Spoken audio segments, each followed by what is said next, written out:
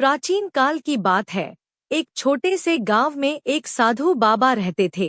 उनकी सिद्धि इतनी अद्भुत थी कि लोग दूर दूर से उनके पास आते थे और उनके द्वारा बताए गए उपायों से उनका जीवन सुधर जाता था।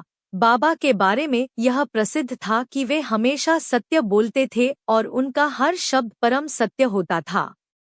एक दिन गांव में एक राजा आए। राजा ने सुना था कि बाबा के पास कोई ऐसा ज्ञान है जो जीवन की हर समस्या का समाधान दे सकता है।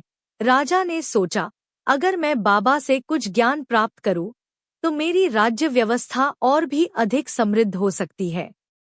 राजा ने बाबा से मिलने का निश्चय किया और एक दिन उनके पास पहुंचा। बाबा को प्रणाम करने के बाद राजा बोला, हे साधु महात्मा, मुझे आपके दर्शन और ज्ञान की बहुत आवश्यकता है।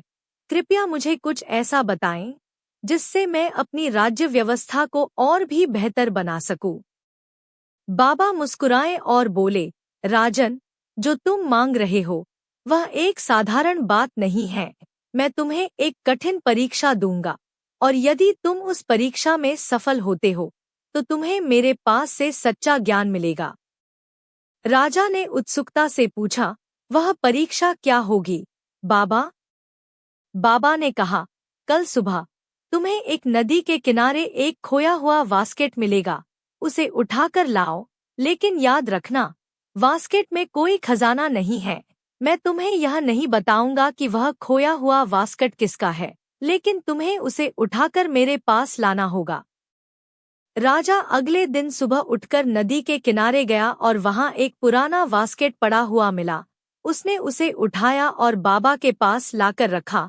बाबा ने उसे देखा और कहा, अब तुमने यह बास्केट लाकर मेरे पास रखा है, लेकिन ध्यान रखना, यह कोई खजाना नहीं था।